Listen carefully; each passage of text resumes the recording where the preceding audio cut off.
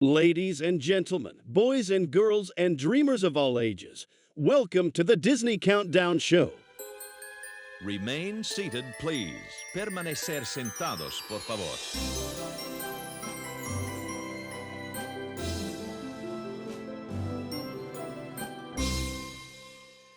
Hello, and welcome back to another episode of the Disney Countdown Show. My name is Megan, aka the Magical Millennial, and joining me this morning, of course, is my wonderful host from the other coast, the Dapper Danielle. How are you, Danielle? Hello, babe. Oh my goodness. I'm kind of excited for this episode. Me too. But I'm also I'm nervous because I feel like I'm going to offend some of my favorite. Let me explain. So, we're going to be counting down our top 10 Disney animatronics. Yeah, Disney Parks Animatronics. Mm-hmm. My favorite things are the animatronic shows, and many of them have multiple animatronics in those shows. Right. So I feel like we're gonna have to make an exception for the Dapper Danielle and make sure that we can allow like trios or duos or something. I feel like it's only fair to let you have multiple in your picks. I'm sorry. I just feel like it's only fair. And that's why I wanted to clarify, because then this gives me the entire middle part of our episode for me to rethink this, because I needed clarification on that. Because I'm like, okay, Bunny, Bubbles, and Beulah from the Country Bears, they were their own segment, but now they're also with Trixie. Is that considered one unit? Or is that different? Okay, thank you. So that's what I needed clarification on. Anything that has to do with the Bears, Danielle, we're just going to open up the rules. It doesn't matter. No, you're basically just saying, okay, Danielle, you little special nugget, we're going to keep you over there. Do your thing, and we won't question it. Exactly. You do your picks. So however many actual animatronics there are in that number is fine. We'll roll with it. That's okay. Yeah. See, I think... This is where this will be a very interesting topic as we get into it. I'm very intrigued to hear yours. Mm-hmm. And I think there might be some on my list that might surprise some people. I am very excited to get into it and to discuss. I've already started my bonus list because I realize that there are just more than 10 that I have that I really want to like shout out, you know? Yeah. So I do have a few in my bonus already, but of course that's in the future. We got to discuss our 6 through 10 today. But yeah, I am excited to discuss and get into it because I also feel like we will have very varying lists because I obviously am from Disneyland. And you have a lot of the world's animatronics, so it's going to be a good one. This one I'm very much looking forward to, and this one has been requested many times by our wonderful listeners, so we appreciate it. It's finally here. Wasn't this requested like back when we first started Disney Countdown? We started doing this in season 2. Season 2, yeah. Uh-huh. Well, y'all, we eventually finally listened, and we got to it eventually. I don't know. I think it was like there was a couple topics we really wanted to cover, especially when it was like seasonal specific. Right. But right now, we're kind of in that in between, you know? Yes, we're in the sweet spot where we can definitely get to the wonderful requests that we've received. Mm-hmm. We also like to make it varied, right? So we'll go from parks to music to movies to food. And so we like to keep it, a little bit diverse each week. But yes, here they are, top 10 animatronics. And speaking of our listeners, we have a fun fact from our producers. We've shared this stat quite a bit on the top of our episodes since we've started, but we have officially now been downloaded in 112 countries. So that means we have been listened to in nearly 60% of the world. So that is so cool. Thank you all so much for being here, for listening to our show.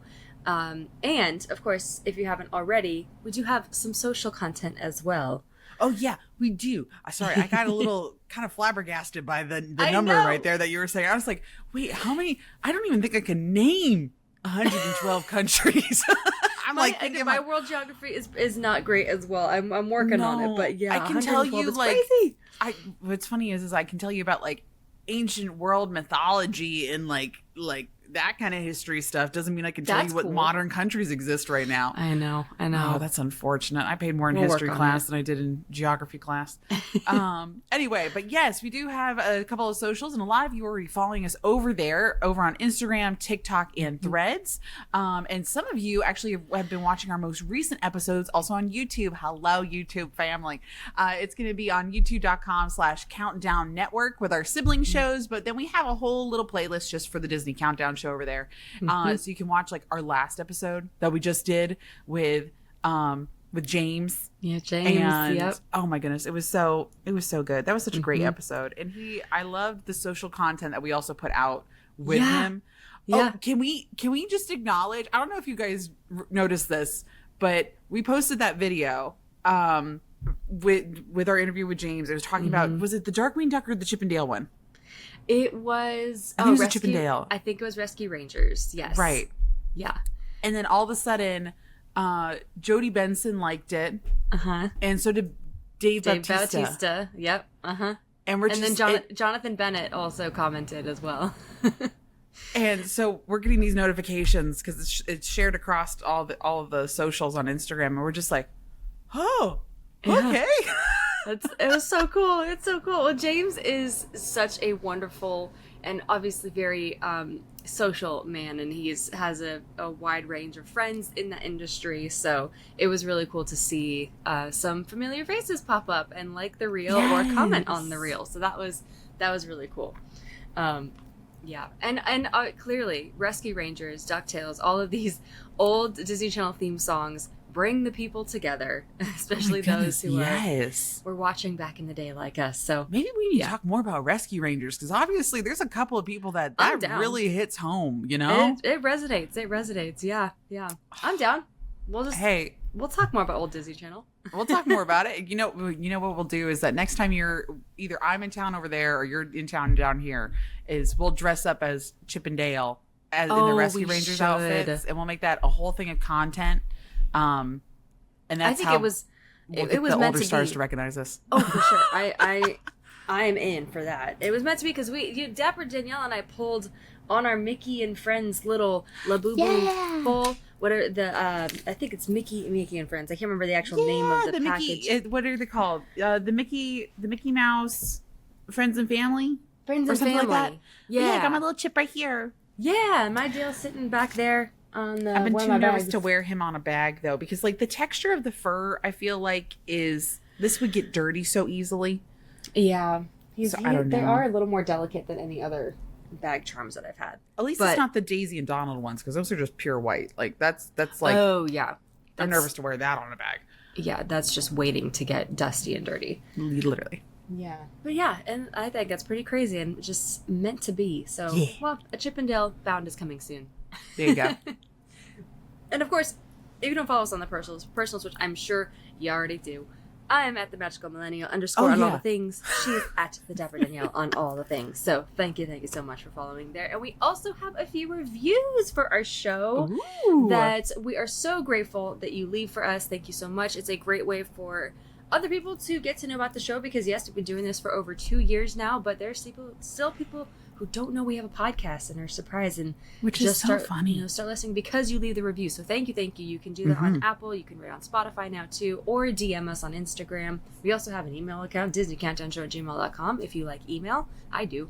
But Danielle, do you want to read this first one here? Yes, and it's very aggressive, and I love it so much. This one is from is it Ambery RN? Ambery RN. So she's a nurse. Oh, I love that. From what it looks and like, the title though is what's aggressive, and it's like the ! Best ! Which I love.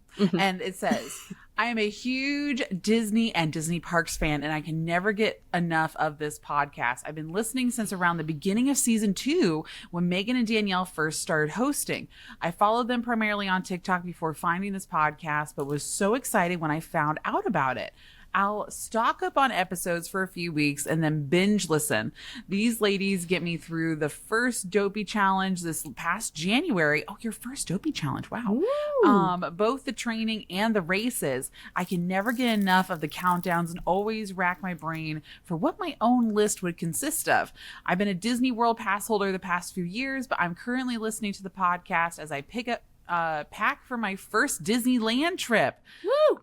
I'm completing the Halloween half marathon to get my coast to coast medal, and I couldn't be more excited. Love, love, love, love you ladies. Keep up the list and laughs and the fun facts. And then there's kind of heart, mouse, castle, firework emoji. Yay! Oh, thank you, Amber. Okay, so amazing. Congrats on the Dopey challenge this year. I know that is one of the hardest physical challenges in the world. I can attest. I will never, ever do it again. But I'm so happy for you. What's a one and done for me? Nearly something to, the Walt beyond the grave. There you go. I am. And I hope, because the Halloween half marathon was last week, I hope you had an absolutely wonderful time. It seemed so fun. I loved all the outfits. I was following along on Run Disney's social media and everything, so it looked like a blast. Hope you had a great time. You only did the yoga event for that, right? I just did the yoga, which was my first time doing yoga, and it was so much fun. Yeah. I love that. It was the day after I got back from Walt Disney World, so I was a little tired, up at 5 a.m. doing some yoga, but we did it. There was actually one point, I think it was, we started in child's pose, and I swear, y'all, my head was on the mat. I felt like I was out of body a little bit. I was like, where am I? You're like, is it the sleep deprivation, or is it the yoga pose that I'm in? Like, I don't know. Why? Yeah. What is going on? What day is it? Yeah, my brain was not able to comprehend a lot of things that morning, but it was so much fun. So if you ever want to do the yoga and you're doing like 1 or 2 events, I think it's worth it to just tack it up, because I have my mat right over here. You get to keep the mat, which is so cool. I have a little Run Disney yoga mat now. That's nice. Anyways, Amber, hope you had a wonderful time. Hope it went well and you got your beautiful coast to coast medal, because that's the second to last time you can get it, y'all. Our last race is in January. So sad. Anyways, this next one is from Allie on Instagram. Allie says, "Hello, I have been a longtime listener of the Disney Countdown show. I saw on Instagram that you guys asked for ideas for countdowns, but I couldn't think of anything at the moment. I have thought a couple of ideas now." She says, top 10 Disney moms/dads or top 10 Disney parents. These would be parental characters from Disney movies, TV shows, etc. Another idea is top 10 Main Street spots in Disneyland or Disney World. I love the show and I'm excited for season 6. Thank you, Allie. Okay. I think parents is also a pretty consistently requested countdown. I'm like, guys, half of them ain't in the movie. Like half of them half of them get tragically offed in Disney movies. Like literally, like they're okay. If you are not aware, in the Frozen sing-along show here at Walt Disney World, there's literally a bit about this, and then like they show the scene of like the boat falling into the water for Anna and Elsa's parents, and then Sir Eric says, "They die? Dead parents? What is this? Tarzan? Bambi? The Little Mermaid? Big Hero 6? Lilo and Stitch?" And he'll go through and list all the, like, rapid fire. Like, I just did a really lame job of it. And I'm just like, no, that's hilarious. Facts. And it is the best joke. It was one of the best jokes in the show. Yeah. But that's top 10, I guess it'd be difficult to find those who stick around. Or I guess we would really have to focus on parental figures. Parental figure. That's a good one. Parental figures. Right? Yes. Because like a good parental figure would be like Aunt Cass from Big Hero 6. Aunt Cass, yeah. Like she's great. She runs a bakery. That's like really cool. And her cat's cool, so she gets points. Exactly. I mean, definitely from Tarzan would obviously be Kala, because she is the mom. Right. And let's see. Anyone else in... See, but this one we'd have to really think about and really decide, okay, is that like a parental figure? Is it a good parental figure? Because there's a lot of step parents that aren't so great in these movies. That's true. That's true. Okay, that it's definitely one to think about, and we are totally adding it, if we haven't already, to our request list. So thank you. Thank you, Allie. And I love the top 10 Main Street spots. I think that'd be fun too. It's Main Street is there's so many different like areas on Main Street. Oh, for sure. Right. So and that would include Town Square as well. Right. And then would it be actual like spots, like not spots you would hang out at, but maybe like Main Street details? Main Street details, exactly. Things you like to see or like to look at. Yeah, for sure. I think that might be a good conversation. That'd be a good like world versus land, because there's some details that are very part of ours, but not part of Disneyland's. Very different. Yes, our main streets are quite different, and I would love to see the contrast there. Thank you, Allie. Appreciate I like that idea. Yes. Well, we also have our Patreon family that's been hanging out with us for quite some time now. And we actually have a couple new people that have been added into the Patreon family. We have, I might butcher these names, Cara, Drew, Courtney, and Ivana, yeah. Oh my goodness. We have 4 new family members. Welcome. Thanks for joining. Yeah, we have our Patreon, depending on the tier that you're in. We have our live stream that is here with us in the show, and they are watching, and then they can type along. They can send us responses back in live time, and so they're getting a little preview of what we're currently talking about. And then also they have access to bonus episodes without ads, all this other really great stuff, the Discord server. Now, some of these things that we do have like free channels of. So there is the free channel of the Patreon. There's also the free channel of the Discord. So we at least get the notifications on what's happening. But I will say some of the other cool stuff is like inside part of the certain tiers, because we also have some giveaways that are happening. I think we're doing a Funko Pop. A Snow White Funko Pop is the giveaway right now for this month. I think so. I think for this month, yes. Yes, we got a new Funko Pop giveaway, and we do these every month. We have fun little giveaways, and sometimes just pop-up ones here and there. And also our virtual hangs that we do, which we're going to have one coming up this month as well. So we get to chat and update each other on our lives, ask questions, play games sometimes with our wonderful game master, Chris. But it is a lot of fun. So if you're interested, we do have the link in our episode notes, or you can search us up on patreon.com, Disney Countdown Show. Yeah. And we're already getting up to like 300 family members over there. Ah, that's crazy. Which is awesome. Woo! Thank you all so much for being here. We love our Patreon fam so much. Y'all are the best. But yay! Okay, so you just came back from your 1-year anniversary, which was, it looked like you had some great R&R time. Yes, absolutely. Did you actually see after last episode, y'all? You know I was hounding Megan for she did not sleep. So my question is, Megan, did you sleep? I did sleep. I got sleep, and let's see, what day did I sleep? That was what. You notice how she says a singular day instead of like multiple days or a weekend of recovery. Oh God, Danielle, it was so bad. So this hasn't happened to me in a long time, because I tend to fly Delta, who has been wonderful to me. I know a lot of people, or a few people had their issues with Delta. But I think it's few and far between. I think that they're wonderful. They're always on time. We leave on time. It's one of those like it's all or nothing kind of things. Like either no issues or it's like extreme one way or the other. Exactly. And I have had a good experience with them. I have their credit card. That's who I track my miles with, right? We decided to take a bit of a less expensive flight from Orange County to San Francisco and fly. We flew Alaska. And we guys, I now I understand everybody's pain with some of these airlines. We got on the plane, and the pilot came over the speaker and said that at SFO there was traffic issues, but that wasn't really clear because he said it was weather related. But then I like looked at the app and I'm like, what do you mean weather related? It's clear in SFO right now. What are you talking about? So I don't know if it was like a operational issue, whatever, communications from air traffic control.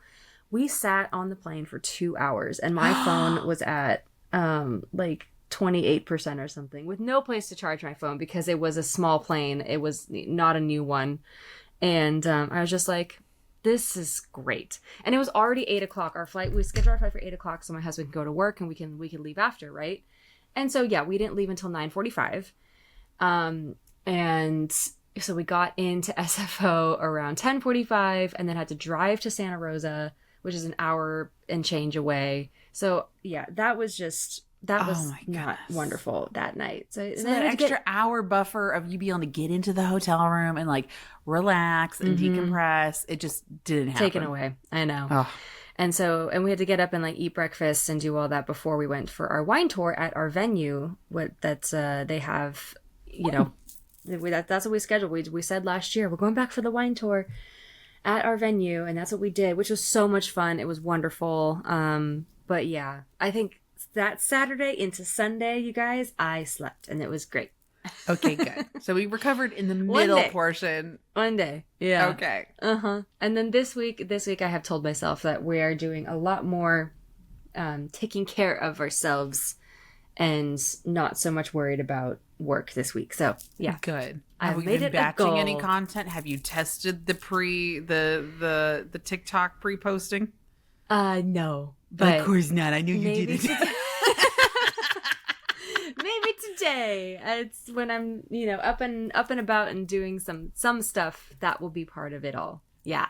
It's hard because like I feel like we've talked about this before also is that when Megan and I do content, Megan is much better about recording it and immediately putting it up better than I am. Like I finally posted the unboxing that we did in the China Pavilion. From weeks ago. Yeah. The little boo-boos. So I finally got that posted. But like we're so in the moment recorders where there's a lot of other content creators and a lot of other like YouTubers specifically that they predetermine and kind of like script out what they're going to do. And so then they can also schedule it where we're just like we're just going to do the thing. And then we go do it now. The thing. Yeah. Yeah. If it comes to our head, we're going to do the thing. And it just is, and we just talk, Right. I never script out my vlogs, ever. No. That's just not what I tried like to do that in the beginning of YouTube, and then I realized this is too much effort.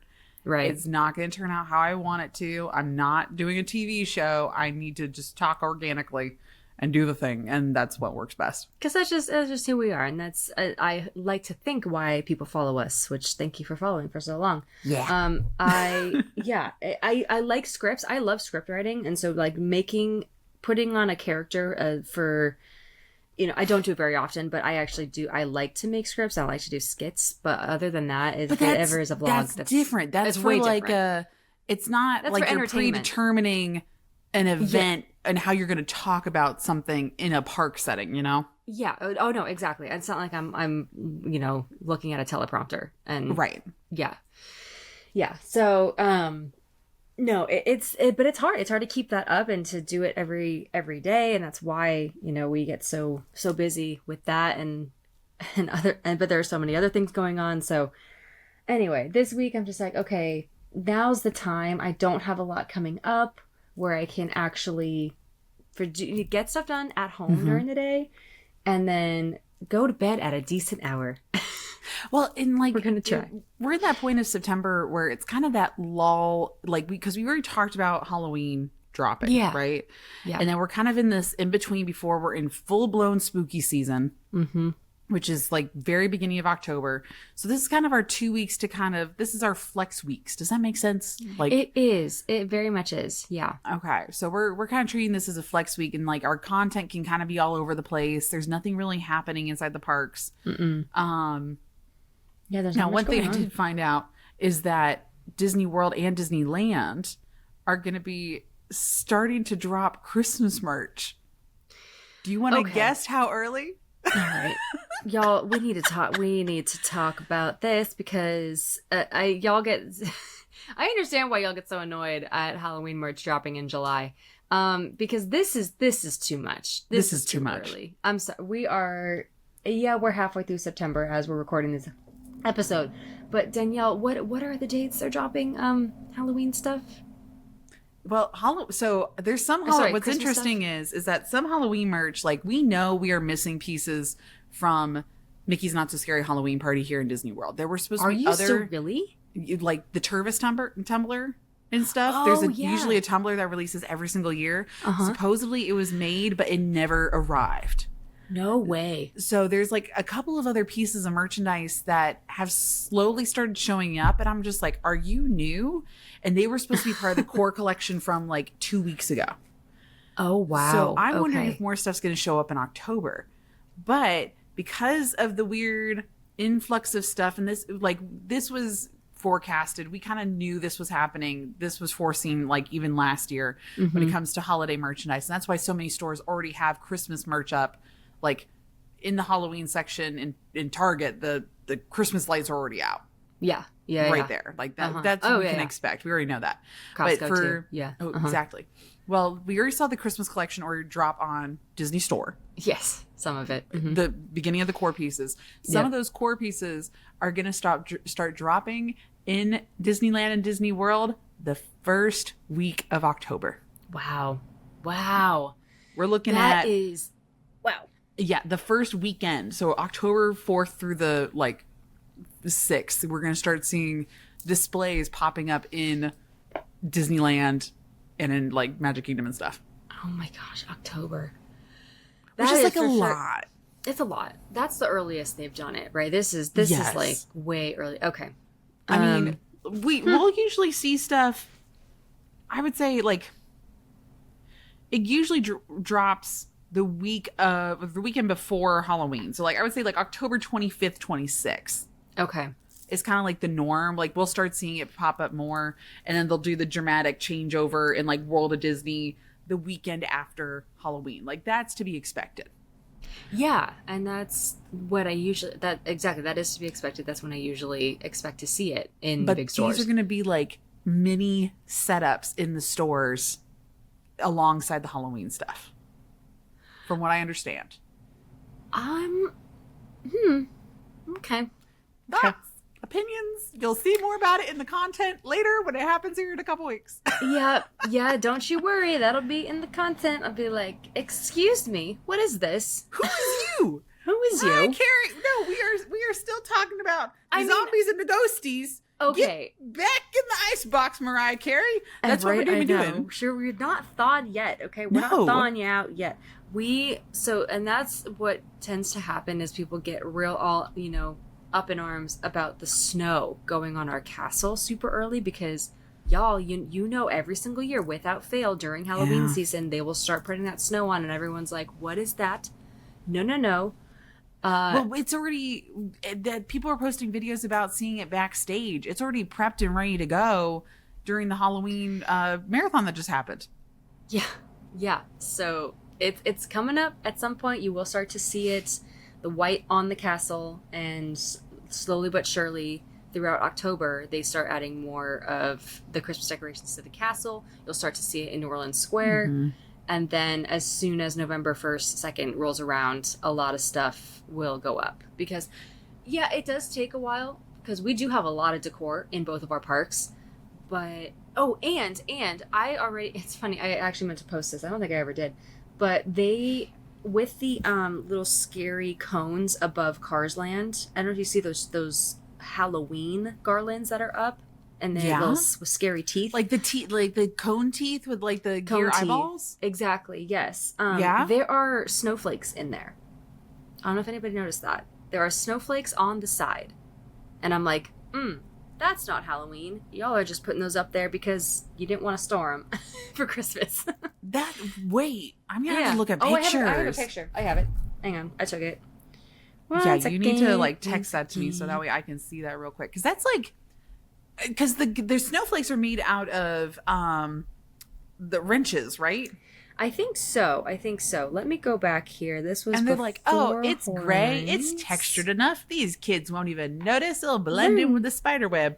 And they're like, oh, they'll think it's like a gear spider. And we're like, nay, we know exactly what that is. Like, hey now. Right? It's the don't be suspicious. Don't be suspicious.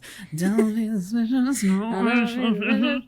Literally my life motto here recently, just like, or not really life motto, just what the audio playing in my head. Anyway, right. That, and then there's the snowflake right there on the side. What the heck? And it's on that side too. So it's too dark. Is it there all the time? I don't know. I don't I remember see. this. I would have to look at my Cars Land photos from the year before when I was out there for Halloween. Yeah, take a look if you I ever got a should picture of compare these that. guys. Yeah. Interesting. I don't know if they're like, maybe they'll think it's a skull with crossbones. That is a snowflake. Yeah. Literally, yes. Because everybody's so focused on the face. And then I think maybe, unless they're there because it's how the garland's set up and they just changed the middle piece out. Yes. Which is fine. But also, like, guys, we know. You don't try to hide it. We know. It's just interesting. I'm like, is that there to hold things together, or right? are we just trying to prep for Christmas? Yeah, I mean, and that's why we don't have. Because okay, so if you guys remember, here in Disney World, ever since we got the announcement of the castle is changing back to its blue and white, right? Mm-hmm. One of the top comments says, "Okay, now bring back dream lights." Which were the Christmas lights on the castle draping down looking like icicles, and they were gorgeous. They were fantastic. Mm-hmm. But I think the people that don't remember, that are like, yeah, bring it back, are also the ones that don't remember how long it took for those to go up. Because we had that giant crane that was there for like 2 months out of the year as they strung up these lights starting in September. Or actually beginning of September. And it would be up in people's photos from September through October. And then they're like, and everybody's like, oh, but there's this ugly crane that's up. I'm like, yeah, do you want Christmas lights or do you want a crane for 2 months? So, I don't think people remember that. Yeah, if you want the lights, you got to deal with how they get the lights up. Exactly, because we're also a much bigger castle. Can't just, like, that's why Disneyland's design is literally a cap over top.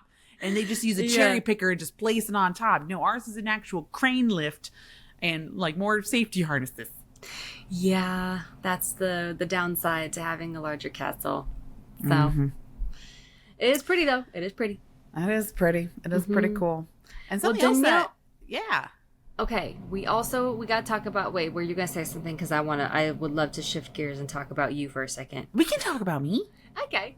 Danielle, because, okay, y'all, Danielle has a new show, okay? She's doing her solo stuff. Don't worry, she's still with me. The band is still together. I'm still hanging out with Megan. But she's doing her the Dapper Danielle show with her brother Clarence and Ian, who helped write her book with her. Her books, actually, currently, plural.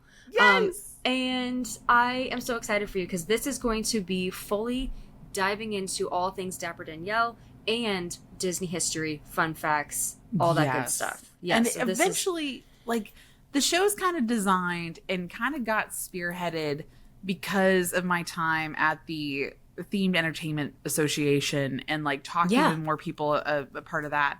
So it's gonna branch out besides just Disney. So that's why it's a focus on more of, like, the Dapper Danielle show. So I can talk about other things happening in, like, Universal. This was happening in the movie industry, all this other stuff. But it's also mostly a way for me and Ian to really talk about the books that we're writing and the other projects that are coming out. And then that way me and Megan can keep our fun conversations over here with Disney Countdown Show. So it's exactly, it's categorizing the different loves and appreciations.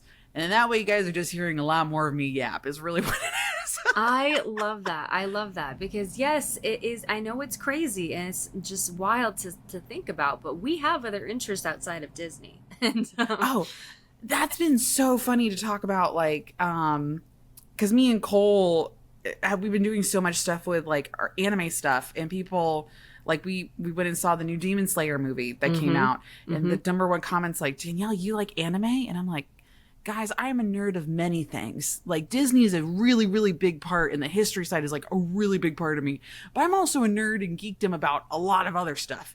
Yeah. So there's more things to explore. So like, you got to follow the other content. Because, like, even Megan, you have your lifestyle page too that's outside of the magical Millennial. I got other stuff that I enjoy that I like to create content about. So yeah, it's, again, wild concept. But yeah, there are things outside of Disney that we enjoy. Yeah. So it's kind of great and awesome to have the ability to like talk about all these things. Like, we have the social media platform that we can have these discussions and we can talk about these things. I think that's great. It's awesome. It is awesome. Yes. And that's why we love having the podcasts. And of course, we're not going anywhere. We love talking about our Disney countdowns. And the platforms have allowed us to do a lot more. And so Danielle is taking advantage of that. This is me and Megan's conversation time.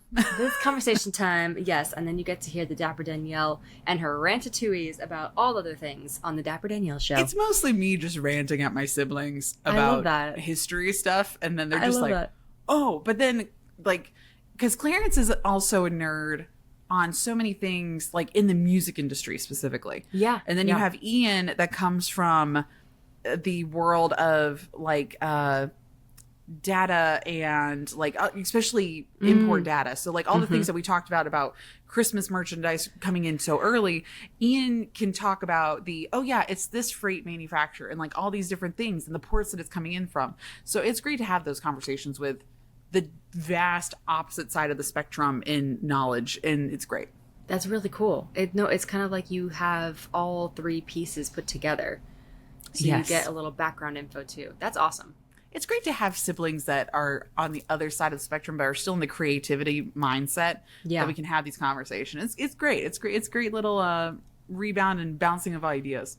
That is so cool. Well, check it out, y'all. The Dapper Danielle Show, wherever you get your podcasts. Thanks. And something we need to talk about is over on the Magic merch side. I know. Going back to Disney for a moment, it was so cute. Bob Gurr. We ended up sending Bob Gurr our Matterhorn shirt just because he is the creator of the Matterhorn essentially, and he wore it and he did a cute little video with it too in his with his walker, and he sped up the video to make it seem like he was kind of just speeding around his little patio there, and said that he made the most he made the I can't remember what his words were, but basically that he made the most like jarring track of all time at Disneyland. And look what it's done to him years later. It was so funny, and he's so funny. So that was cool to see him wearing that shirt as he was making that video. But yeah, he's did a little video. If you haven't checked it out, it's over on his Instagram. So it's really cute. It's really cute. Yeah, I love that he just went ahead and called it out, because after my siblings were there and we rode Matterhorn, after we rode it, and Clarence was like, and we all got off and we're like, we all have neck tension now. Right. Yeah, I think that's great. That's hilarious. Yeah, it's fantastic. We love Bob. Oh, we do. But with that, I think it's time, Danielle. Do you want to get into some Disney news? Yes. We interrupt our program to bring you this Disney news.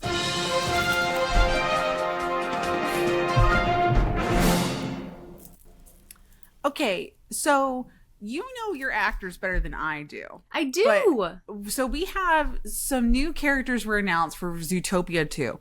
And y'all, we already knew, and there's actually more that have been alluded to me, that there are so many actor cameos in Zootopia 2 that they're slowly starting to release some of these. Now, mind you, some of these are just one-liners, and that's it. Yeah, like cameos, essentially. Mm-hmm. But it literally, yes. And now we have these whole new Lynx family that's being introduced, and some of them are some actors, right? Who's playing these? So we have Andy Samberg. We have so I'll list the actors really quick. Andy Samberg. I am familiar with David. Is it Strathern? Macaulay Culkin and Brenda Song. Very familiar with those two for sure. But Andy Samberg, I was really excited to see because I am a Brooklyn Nine-Nine fanatic, and as in, like, it's my comfort show. It's playing all the time in the background because it literally brings my anxiety down. So Andy is playing, let's see, they did say who they're playing when I read yesterday. Does this article say it? Dang it, I don't think it does. I just know that they're the Lynx. They're like Lynx family members, but I don't think they said exactly what their role is. Yeah, who they're, right, the name of the character. It right, seems like okay, to either be a wedding or a gala event in the show. It looks like a gala, you're right. Mm-hmm. Maybe it's like a winter ball or something like that. Yeah. So they have, they've joined the family. They're part of the Linksley family in Zootopia 2. And it's super exciting. Having a pretty star-studded cast is big, especially for a Disney movie. But this is super fun. It's fun that Macaulay Culkin and Brenda Song, who are, I believe they're married. They have kids. Yeah, they are married in real life.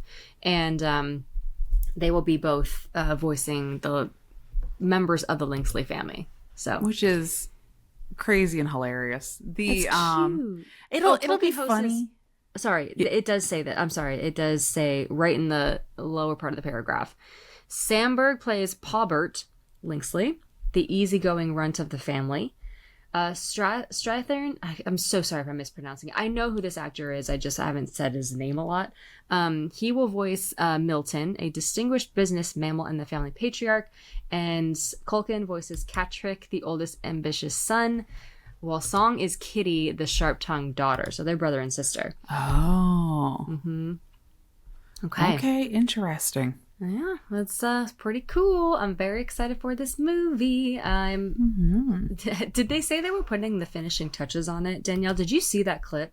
I can't remember if this was taken at Destination D23, but somewhere recently they said they're putting the finishing touches on it. So I'm like, okay.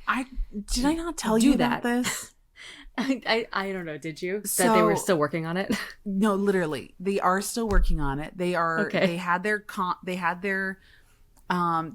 during the last 2 months push before the show comes out. They literally have a Christmas party in the middle of August because it's supposed to be the end of the year wrap up before the movie releases, but everybody is so stressed because they're all in crunch mode. Oh and gosh, okay. From our friends that are supposed to be working on Hexed that they announced at D23, right? The newest animation movie that's supposed to be coming out next year. It is in the pre-design phase, but they're supposed to be starting to animate pieces. They can't start animating pieces because their animators are still finishing Zootopia 2. Oh yeah, no, they cannot. Right. They have to finish up this movie, which is coming out in 2 months. It's not done yet.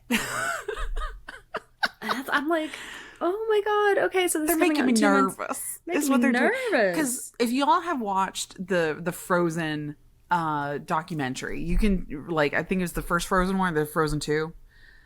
Mm-hmm. The one about that, and then literally how they're talking about they're finishing the last scenes of the film in the last 2 month of the Frozen 2, I think. Yeah, thank you, Will. It was Frozen 2 finishing up the last how the movie's going to end in the last 2 months before the movie releases. Oh my god. And I'm like, guys, no. And so the very first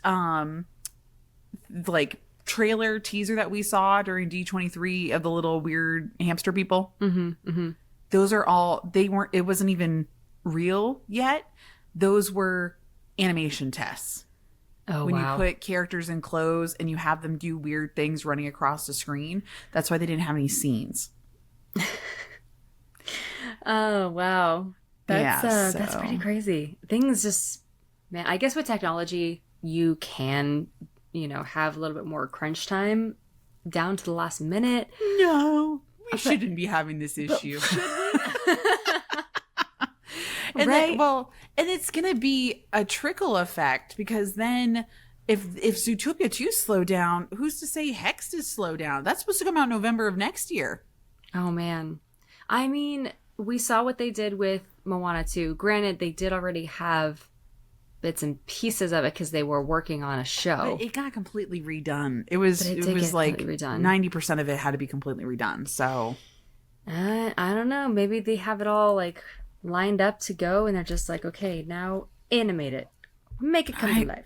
I don't know. We'll see. We will and see. They're doing so much other stuff too. Anyway, but okay. For our friends over across the pond in the UK, this one is for you, and you guys are going to have to educate us. Is it? I read this as self-ridges or self-fridges. The dyslexia was going a little crazy. It was self-fridges, and I'm like, why are we selling refrigerators? Self-fridges. So I don't know. It's y'all, I'm not familiar with this store. It's a world-renowned British luxury department store. Selfridges. Lisa is saying it's the Selfridges. It's like their version of Macy's. Thank you. It's a whole department store. Okay. Thank you, Lisa. Selfridges. This is why we have a Patreon family in the chat. Appreciate it. Thank you. Oh, and he was American. He's not even European.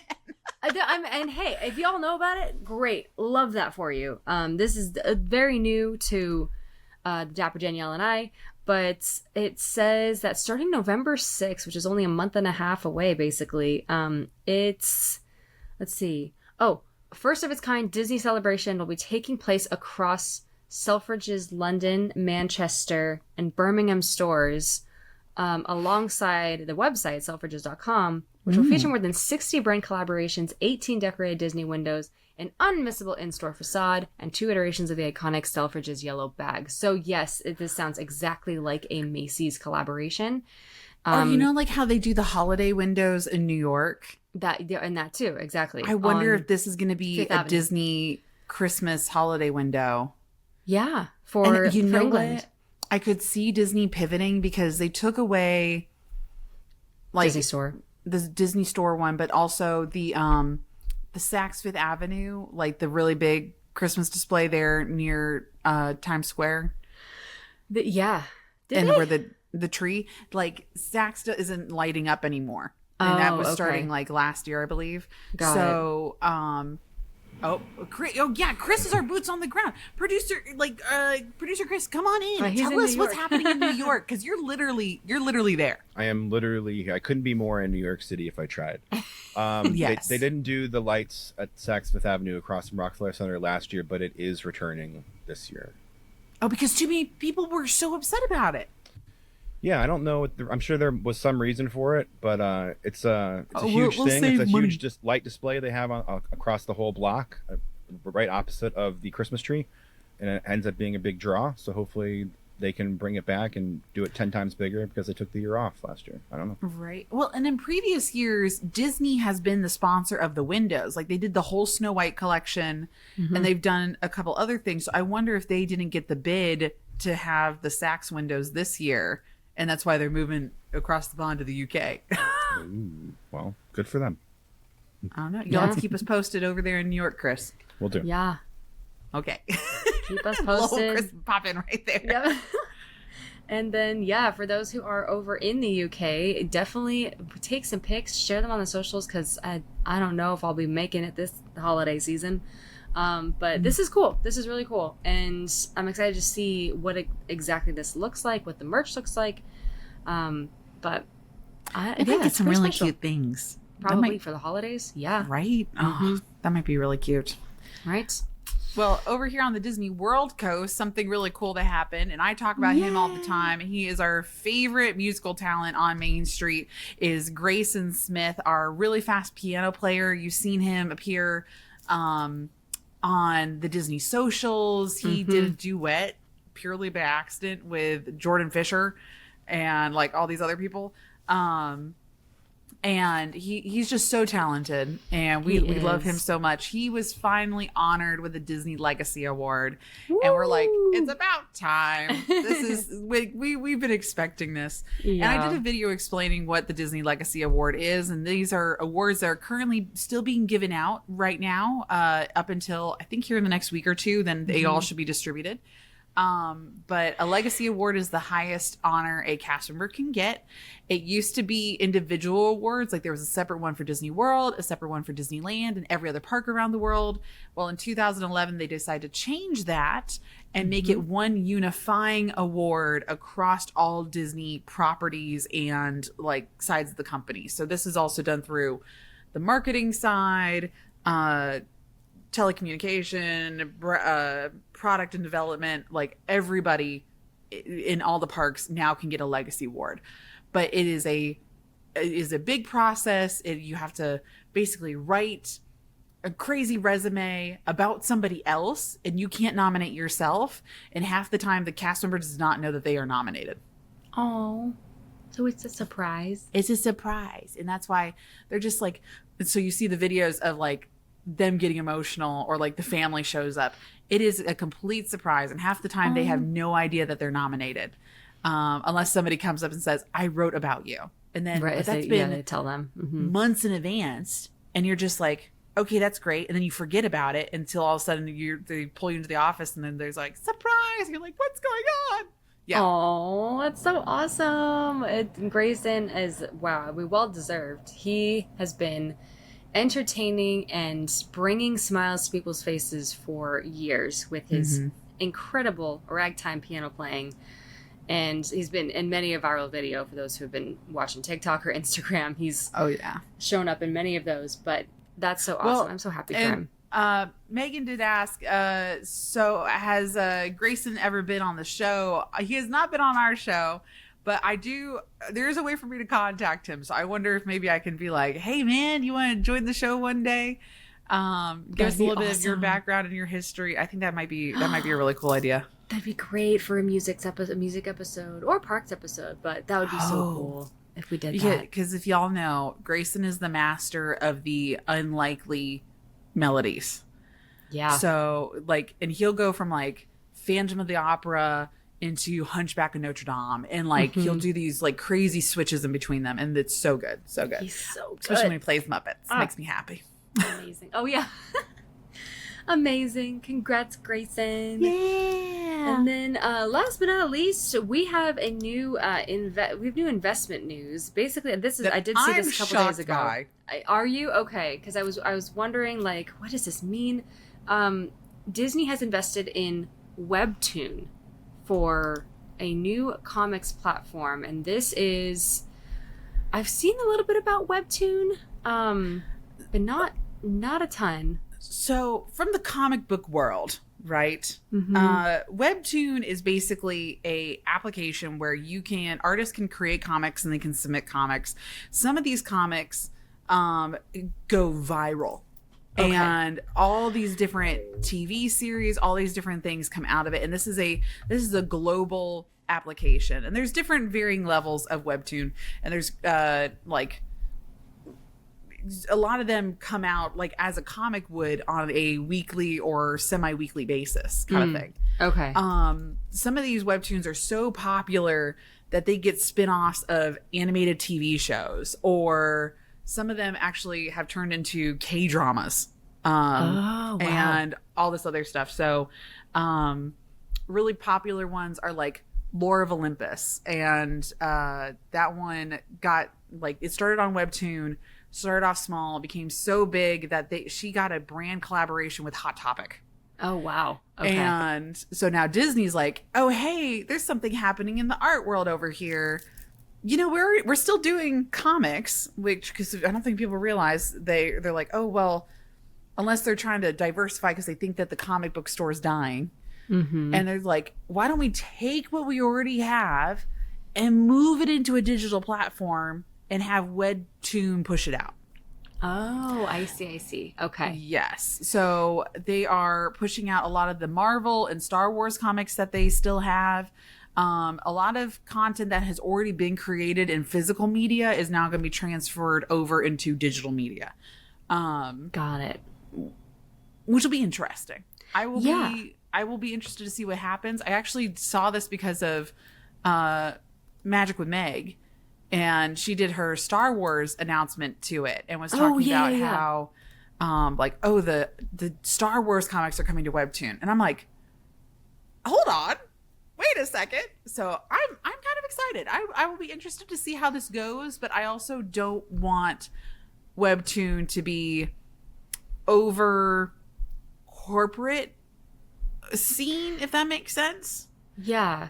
Like, because I mean, it seems like it's very user generated. You know what I mean? Like it's very artist generated of original stories and like original concepts. Yeah. So then to have a lot of like IP come in from like these big companies, I'm like, you don't go here. Why are you here? Is more what I'm concerned about.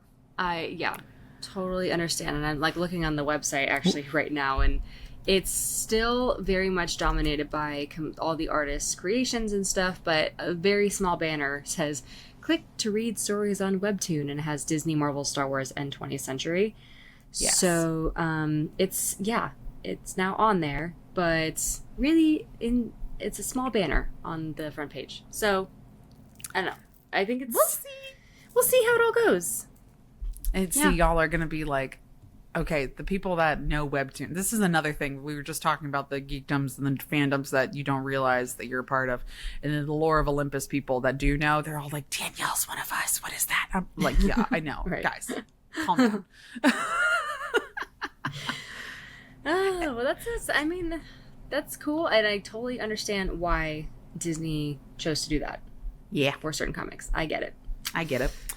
All right. All Well, there right. you go. There's the Disney news. And I believe today we have a game per Game Master Chris. Are you there? I'm here. I definitely have a game. Thank you for having me back. It's been a long time. It has been. We're happy you're it's been a back. minute. Yeah, Hi, Chris. I've been away. I was on vacation for a while, and then been doing a bunch of stuff, and just life is just wild sometimes. But I'm here and I'm back, and let's play Disney Filibuster. Oh, let's go. Okay. We're going to talk. So- We're going to yap. Yeah, so if you probably know this song. You probably know this game if you've listened to the show before, but if you do not, I'll give the ladies some Disney parks specifically related topics for this game, and we'll see if they can talk for 30 seconds about that topic without stopping. We'll go back and forth a few rounds and test their abilities to coherently ramble on. And I should say again, some of these things they may not agree with, but that's not the point of this game. You just have to talk about it for 30 seconds, and it's like a debate in like school, how you don't really, Anyway. Yep. Mm-hmm. So this is the first one. It's going to be for Megan. Okay. okay. I'm ready. Megan, for the next 30 seconds, I would absolutely love it if you could talk about how leaving too much space between you and the person in front of you in a ride queue is simply not acceptable. And go. So when you are entering a pre-show room or you're, getting in a queue, waiting for a ride, you are supposed to take up all the available space because there are people behind you that need to either get into that pre-show room as well, or just need to, move up in order to get their spot in line to get in a specific row on a ride. And this is important because there is a certain amount of space that is available for everybody that needs to move on to this next section. So especially like in Guardians of Tower of Terror, fill up all the available space, everyone can get into the room at the same time.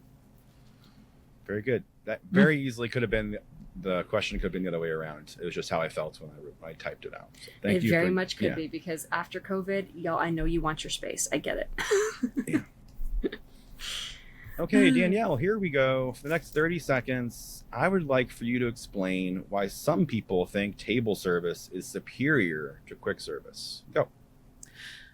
Well, it's not really an explanation because it's kind of true, honestly, especially here in the Walt Disney World parks, because the table service acts as a literal break in your day. It forces you to sit down. You have a great cast member that comes and serves you, and you are forced to drink water. And again, hydrate before you dehydrate, people. And that's why you have to go to a table service, because if you're doing quick service, more than likely you're just grabbing and going. You're not sitting down actually resting your body in a long park day.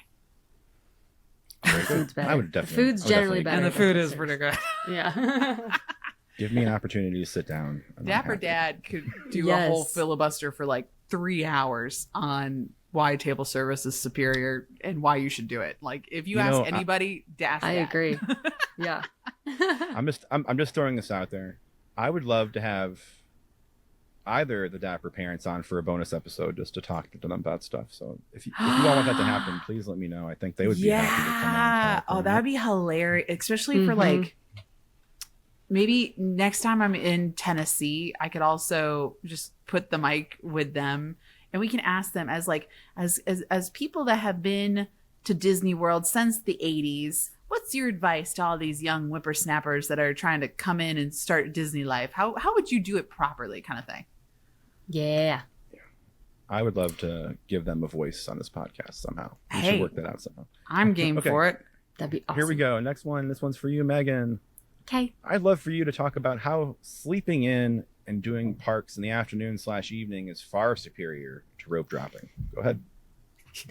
Well, that means that you're fully rested and you could take your time and just, enjoy with a full night's rest the parks without having to take a lot of breaks. So really you can either go as soon as you hit the gate, or you can just leisurely stroll and just be like, you know what, today's an easy day. We're just going to go on a few rides. We're going to people watch, eat our food, and just have a nice mellow day. You have options, okay, when you arrive a little bit later to the parks. But honestly, being rested is just the way to go at Disney. Are you sure that wasn't supposed to be for me? Or is it because I do sleep in and I don't rope drop the parks, and that's why you didn't give that one to me? Yeah, when I was going through them, I was like, it would have been too easy. I always recommend rope drop. Right? And I'm like, absolutely not. Wait. All Then right, what's my so topic? here's the last one. This one's for you, Danielle. I would love for the next 30 seconds if you could talk about how the polarizing drink Beverly isn't that bad once you get used to it. Go ahead. Oh my God.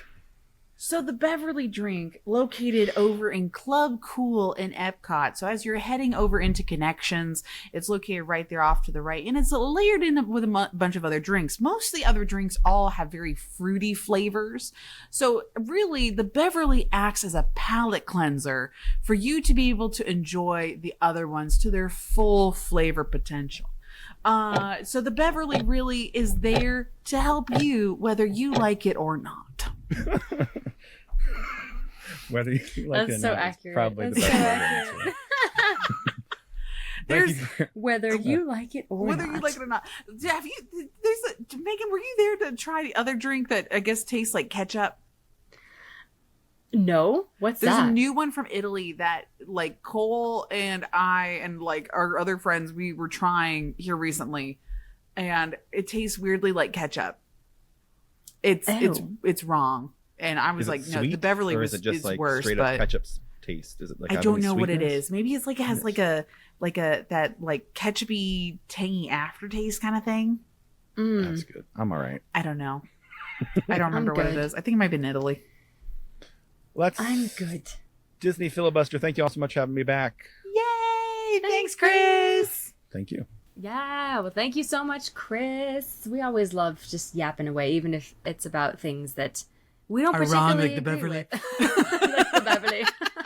That was a tough one. You got through that really well. That was that's great what answer. the filibuster's supposed to be about, is that you're supposed to fluff in between everything. So I fluffed up half my time by telling you the location of where this drink was, not necessarily that it was good. You just got to keep talking, man. Exactly. Just got to keep blabbing. Okay, I actually have a question before we get into this, because as I'm looking at my list, Okay. so we kind of just labeled it as top 10 Disney Parks Animatronics. So it Yeah. does have to be in a park. Yes. We could say resort if you want to. Okay. And then the other question is, does it currently have to exist within the parks?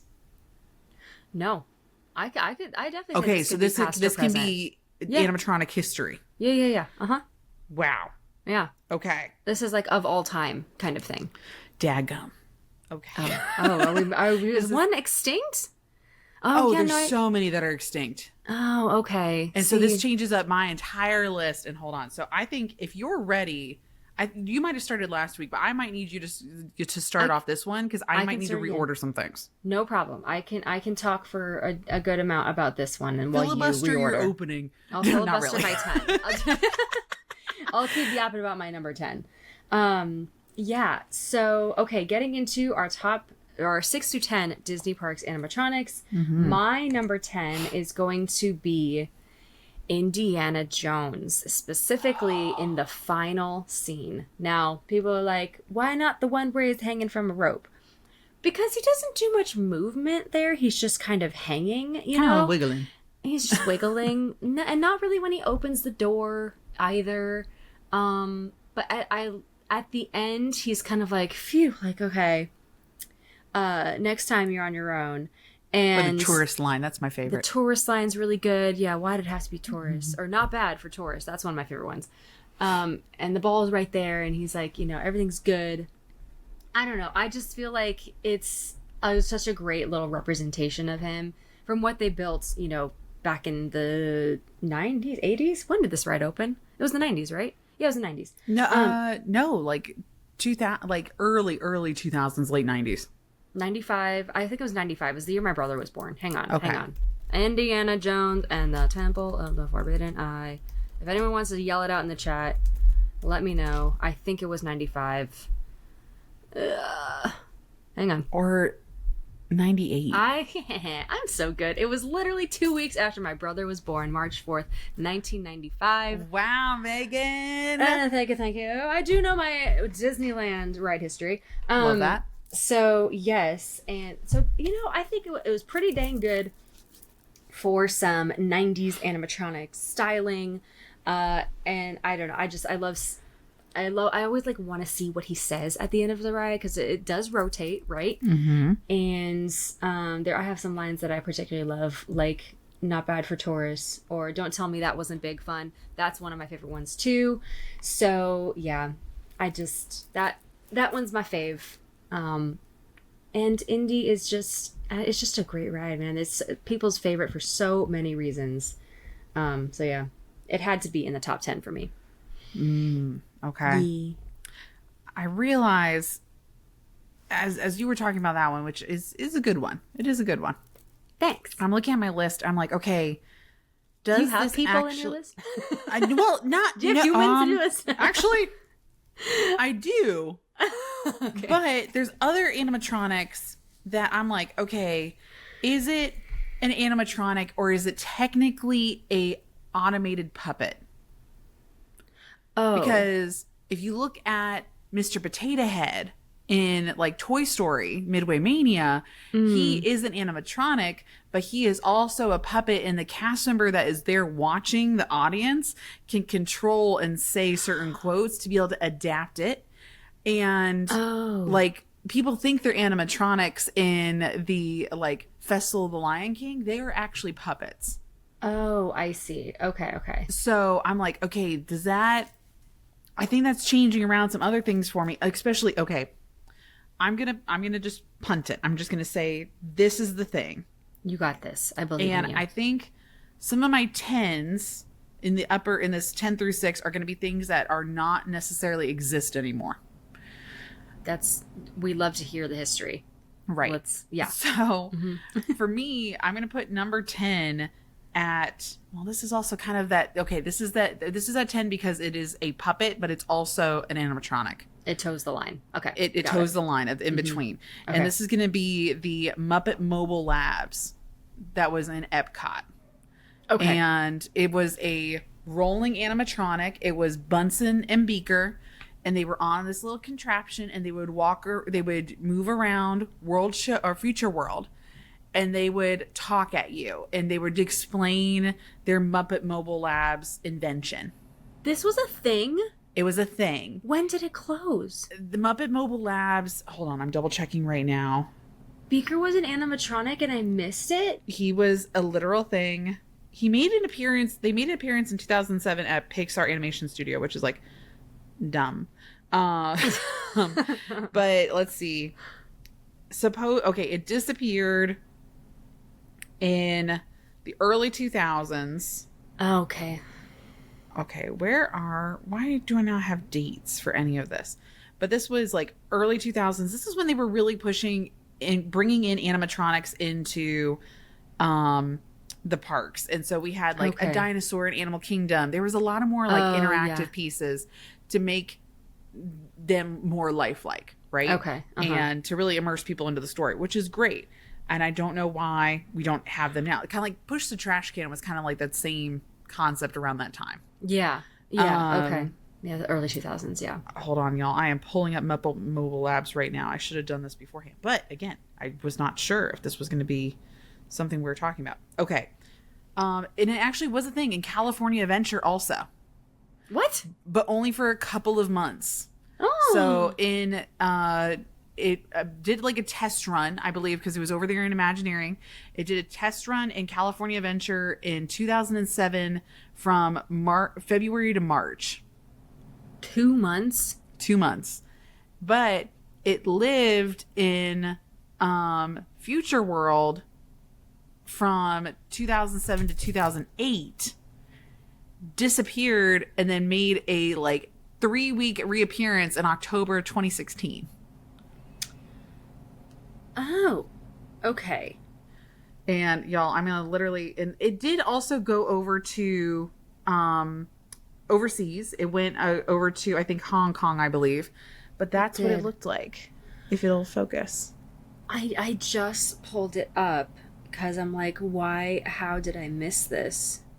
It was fabulous. Like, Beaker sometimes would start smoking. They would do other things. Like, he would, like, set something on fire or, like, something, like, smoke would come out of his ears kind of thing. And they would just rove around. Oh my gosh. Okay. Oh, there is a YouTube video on it at DCA as well. Right. Yeah, I don't know if I ever saw this in person. That's so cool, though. Oh, I would have loved to have seen that today. Where is it? Bring it back. And I'm like, okay, I know you've made an appearance. You can bring this back out. Do the thing, Disney. Just do the thing. Bring me the thing. Or, like, you got rid of Muppet Courtyard. Why can't we bring this to, like, I don't know. Anyway. Rock and Roller Coaster Courtyard. Oh my goodness, yes. Have it roam around outside. Hollywood Studios outside. And what if they do that? Oh my goodness, that'd be so great. Okay, People Disney, would love it. I know Disney people listen to this show. That's the one thing I asked for. Bring it into Muppet Courtyard because your line's going to be crazy or people are going to be like, why is it Muppets? Have the literal Muppets take over because Bunsen Beaker aren't going to make sense inside the attraction. They Bring don't. them outside the attraction. Yeah, and then most would be forgiven. I can't say all would be forgiven, but most would be forgiven. But Muppet stands want this back, so yes. That would be good and so doable with today's technology. Doable. I think it'd be great. Okay. So, yeah, for y'all that don't know, look up Muppet Mobile Labs. And that's where that one's kind of like, it was controlled by somebody. So, like, certain elements and certain show speaking parts were controlled by a real human, but it was also partial animatronic. So that's why it was kind of that in between.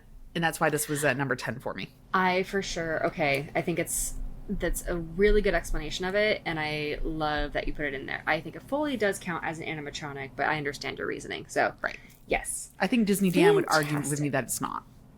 Okay, then we get all technical. I understand. I'm judging this on like, okay, if Dan calls me up afterwards and be like, Danielle, you're wrong, I'd be like, okay, let's have an in-depth discussion about this. So and at least it was at your number 10, you know? So it was just like, all right on that cusp, right? It's fine. Right, exactly. Fine. Yeah. Oh man, I can see him doing that though. Okay, number 9 for me, and I think this is gonna surprise a lot of people. But it's gonna be Jack Skellington in Haunted Mansion Holiday. Oh, like when you're coming out of the house and he's like, the graveyard Merry scene. Christmas. Mm-hmm. And the reason I feel like it's surprising is because I'm not a big Nightmare Before Christmas person in general, and I was trying to think of animatronics because I really wanted one from Haunted Mansion, but I'm like, I don't know, because they all just do the same thing over and over again. They're not really that impressive. But Jack Skellington, and seeing him every year has been, which actually, now that I think about it, I haven't been on Haunted Mansion this year. Well, and so I was seeing from people that went in the first week of it reopening, Oogie Boogie's animatronic got updated. It did get updated. It got spruced up. It's a lot more bright, and he's very fluid. Very fluid. Like, moves a lot better. Yeah. So that's really cool. But Jack Skellington, I feel like once you enter that scene and he's there, it's really like, oh my gosh, like this is Nightmare Before Christmas. Like, it's Santa Jack, right? And it's Sandy Claus. And I love what he's like, so loud, and I don't know, I just love hearing his voice. It makes it it feels like the holidays, it's transformed, right? The house is transformed. So, and Little Zero is right next to him. And God, what does he say that I really like?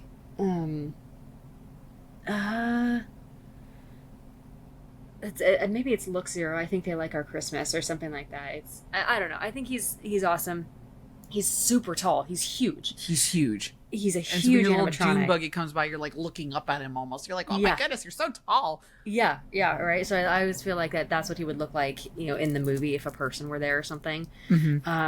So yeah, it's a fun little I don't know, it just makes me feel like it's the holidays officially when I'm in that ride. So that's number 9 for me. That's a pretty good one. Pretty Thanks. good. All right, my number 9 is actually going to be from Beauty and the Beast, the story time here in Fantasyland. Which I still haven't seen, Danielle, and I meant Really? to Oh, do that's that. right. We I didn't know. go in. I know, but it's okay. It's okay. I actually looked this up because I was looking up animatronics, and I was like, oh dang, they actually have an animatronic there. I didn't know that. do. Dang. Okay.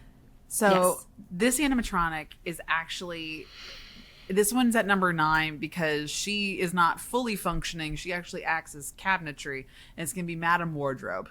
Oh, okay. Yeah. And so Madame Wardrobe is one of the first ones to welcome you in before you go into the library. And she's helping you assign roles to reenact the night that Belle and Beast fall in love. So she is talking at you. And so her face is completely animated. It is literally the Madame Wardrobe. Oh, that's so cool. And her cabinet's open and the cast member helps assign the pieces out of Madame Wardrobe. Oh, that's cool. And Okay. so Madame Wardrobe's the one looking around and she's looking down at the people below her and she's just like, now I need somebody to play the beast. Who can roar really loud? Is basically what she does. And I love her so much. I just like Madame Wardrobe, and that's why she's number 9 for me. Yes, I fully support, and I get that. Oh man, that's so cool. Well, next time I'll see it in person, but Next time I will make sure I take you. that's awesome. Okay. I love that. Love that choice. Very, very fitting and really cool that they have that animatronic. I really did not know she existed, so that's awesome. Yeah. I feel like you guys have cooler ones than us, but and you're getting a Walt Disney. We are. Okay. So, love that. Number 8. We're number 8, right? Yes. Oh, okay. This one it's a classic, and I think it's one that a lot of the older generation would appreciate. It's gonna be Lincoln over here at the Lincoln Theater, because it just looks like him. How did they do that? I think that they got it so spot on with his face. No, he doesn't move around a lot because they made him so many years ago. All right, this is the OG Lincoln, and he was kind of the one that started it all. Right? He came before the pirates. He was just the guy, and to the fact that they did that so long ago and made him so realistic that long ago, I think it's fascinating. And I had to include him in this list at least. So, and yeah, I still do love watching this show, and taking a break in that theater. Yeah, I don't know when it's gonna start rotating with the Disney show. We'll see. But he's still there. Not until January, February. I think it's gonna be next year. Yeah, but I'll do that rotating thing. So, yeah, Lincoln had to be in the list, and there he is at 8. One of the OGs. That's a good one. Thanks. Okay. Well, what's funny is that mine kind of flows in the similar breath. Ooh, and okay. It's not one specific animatronic, but more of the entire show. Okay. And that's going to be Enchanted Tiki Room and the Tiki Birds. Okay. Yeah. So the OGs as well. Mm-hmm. The OGs as well came about the same time. Yep. And I was like, okay, do I pick just the flowers? Do I pick just the birds? And so I'm kind of like, no, just the all-encompassing show. And how many animatronics are in the show to make it work, even if they are a little more simplistic and it's just the mouth moving and the heads moving. The timing is fantastic, and I love the main 4 birds and the birdmobile. I love the wunderbar birdmobile. Yeah. I think that's probably great too. So it's all encompassing the entire show, and that's why I didn't put this as high up, and that's why I put it in number 8 for me, because it's kind of like that. It's not specific enough. It's like everything. You're going at number 8. Yeah. I got you. It's a broad category of animatronics, spectrum. because it is. You're not talking about just Jose or Fritz. Right. You're just I get it. And I can't pick my favorite of that because then I get biased by the voice actors when it's really the same animatronic piece for all of them. So exactly, they're the main birds. They have to be in a group. You can't just single one out. Yeah, great. Yeah, and part of the OG crew of animatronics at Disney, so that's really cool. Also love Tiki Room. That's near and dear to my heart. Good choice. Yes. Okay, number 7. Oh, okay. is a little modern animatronic. This is going to be Captain Jack Sparrow, but specifically from the first scene you see him in. So right outside, don't be chicken, and he is like peeking over, because I swear that one looks most like Johnny Depp and Jack Yes, Sparrow. it does. The one where he's peeking out of the barrel, you can't really see him when he's peeking out of the barrel. It's kind of hard to make it out. And then definitely the end scene, it looks nothing like him. I'm sorry. They have to work it doesn't. on that one. Like, we got to work on that. But the one where he's, I mean, people, when it first came out in like 2000, gosh, what was that? People were so sure it was an actor. They were like, that's Johnny Depp. And like, that's him, because it looks so like him in that first scene.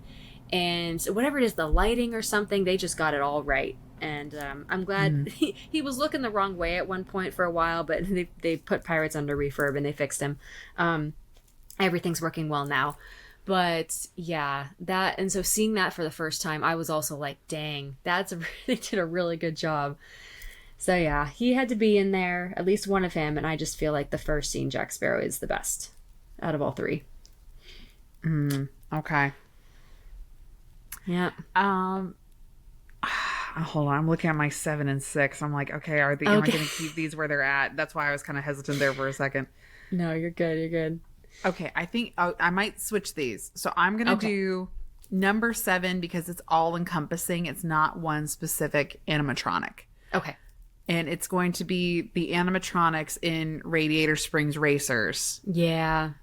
Because I'm like, you can't just pick one, especially when like... Well, you can pick the ones... You can pick the ones without a screen for a mouth. Yes, you can. That's true. Yeah. Okay, I will say that. Like, Okay. I do like Tow Mater better than I do Lightning McQueen. There you go. Okay. Yep, And got it. Tow Mater, maybe we will, as I'm like mentally processing this. Tow Mater specifically. Tow Mater. And then also, I would say Doc Hudson with his mic on. Yes. When you're Which about is to race. Yeah. Very impressive because that one's moving and he's talking at you at the same time. Yes, yeah. And like, I didn't pick one specific one because there's like 2 animatronics that go back to back.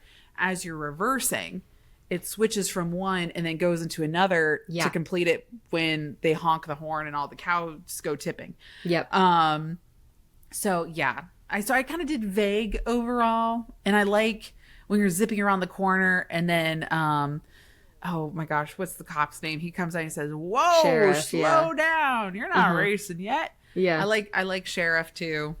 Yeah, so yes, the ones that don't have, they're fully screens for animatronics. mouths. They don't have screens for mouths. Yes, which to be fair, it's really only Lightning at the end. And Sally. It's Sally too. It's Lightning and Sally when you're going off in different directions. Yes.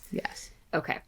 But so it's not too much. It's fine. But yeah, I was debating putting this in my list, and I'm like, I don't know why I didn't. Maybe it's just, and people get on me for this. Cars is not my favorite Pixar movie. I don't even think I put it in my top 10. It's not Did I mine put it in my either. top 10? And I think, and it's because people love Cars. They love Cars. And I'm like, I'm happy for you. It just doesn't speak to me in the same way.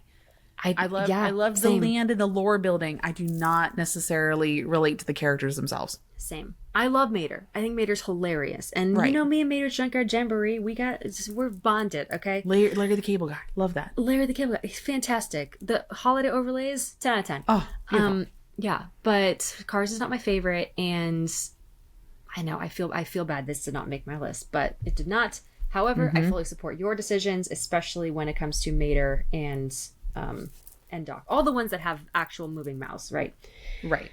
Okay, fantastic. We're down to number 6. Y'all, thank you so much for listening to this week's episode. We're bringing you 1 through 5 next week. We really appreciate it. Thank you for listening to us for all these years, by the way. It's been 2 whole years of this show, over 2 years. So thank you for anyone who's been listening since the beginning or went back and listened and binged our show since the beginning. Appreciate it. All right, so number 6 for me, this guy is near and dear to my heart. It's gonna be Harold. And yes, I'm talking about old Harold and new Harold. I love Matterhorn so much. I love our Abominable Snowman so much.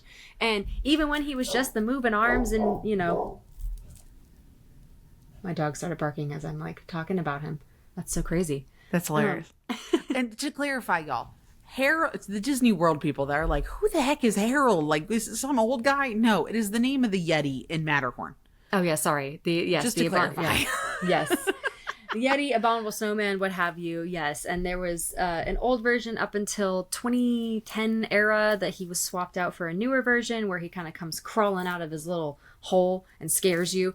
He's far more fluid and moving now. Yes. The other one was just a standing one that is currently sitting in the collector's lair at in Tavon's lair for Guardians right before you enter the ride. He's sitting there and just moved his arms. But this one is a bit more scary for the kiddos.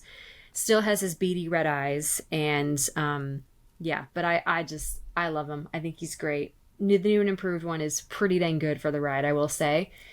And yeah, I had to put him in my list because he is an icon of Disneyland Park. So I love that. yeah. Will said, hate him. Nightmare, sleep paralysis, demon. He's scary. He freaked out my siblings because I didn't warn them ahead of time that he's on the ride and that he moves. And so we went on it too. And my sister jump scared and while we were on it, and I was like, sorry, I completely forgot he's there, by the way. Hey, they got the full experience. Yeah, they did. No spoilers. They really did. No spoilers. Okay, how about your 6?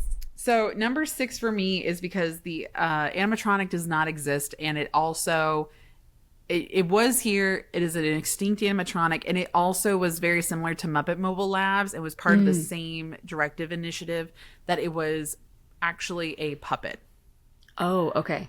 And it is going to be the little chef Remy animatronic that appeared in Chefs de France. I know I see your eyes bugging out of your head, Megan, and you need to look this up. When was this? What? So this was from 2007 to 2013. And you would go into Chefs de France, I believe it was during the lunch hour, and there would be this waiter that would come around and he would like, would you like anything from the cheese tray? And he would lift up the little thing and like the serving dish, and Chef Remy in animatronic form would be there. And he would wear his little chef hat and he would squeak at you and he would turn around.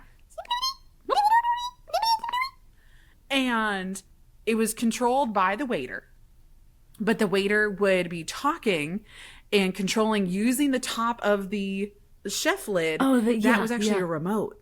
Oh my god. And so he would hide it behind his back and he would be like, bonjour, here is the chef. Are you liking your meal today? All this other stuff. And so the Remy would come around to the tables and check to make sure that you like the food at Chefs de France. What? Or what? Why did they get rid of this? Why is this not a thing? Where is he?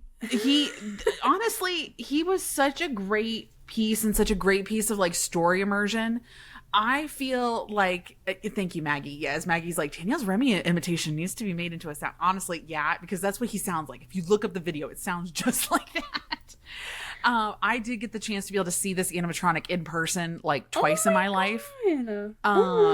But he's fabulous. There's so many videos of him, and I think this would be a great return. But I think this is also during the time of like, so much of that restaurant is completely third party operated and they don't necessarily want Disney in there. Right? Why? Even though this would be a great thing to bring back. Or even bring it back of into the the creperie, ride. but that's also third party operated. Yeah. What? Please bring this back. Wait. Oh my god. Okay. Sorry. I found it. Oh my god, he's so cute. He's on the plate and he's sniffing. Oh yeah, my and god. he sniff around. Yes.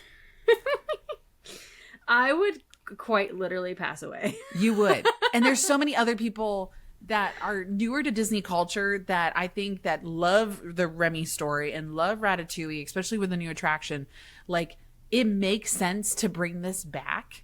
Yeah. And like, people would rather have this than the new breakfast that they're offering during Food and Wine Festival. Like, bring this back. Oh my gosh, please, or somewhere. Maybe not even in the restaurant, but somewhere in some capacity. Oh my god, I did not know this was a thing. And it was the year before I visited in 2014 that they got rid of this. Oh man. Okay. Well, there goes. That's the one Yes, wish I have Maggie. now. The So one I Disney did wish. talk about this like a few years ago. So if you search the Remy animatronic, my face pops up and you can watch the video on the history on it. Okay. That's, oh man. I have no words. Bring I'm it so back, sorry. Disney, please. It's Bring it okay. back. It's okay. I'm just, now I have this The just face desire to go back you in make time. when you're just like, oh, I'm sorry, I can't come back. Just to, okay. What am I to do? What am I gonna do? The little his little hands are like, It wasn't my choice. Well, I think that's a great point for us to end this episode think on. so, Again, yes. thank y'all so much for listening this far into the episode. We really, really appreciate it. And we Yes. will see you again next time where we're going to be counting down our top 5. And then we will have a bonus episode on this as well here in a couple of weeks. So more to come. Absolutely. And until we see you next time, have a very magical day. And night, sleep tight, dream of churros tonight. I love that Leanne just said, yeah, we have to end it because you broke Megan. Accurate. End the episode. My brain is now done. I Done. cannot handle anymore.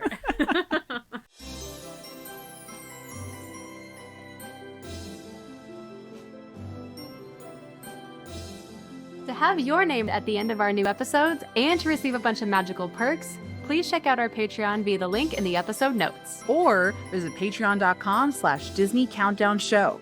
We'll see you there.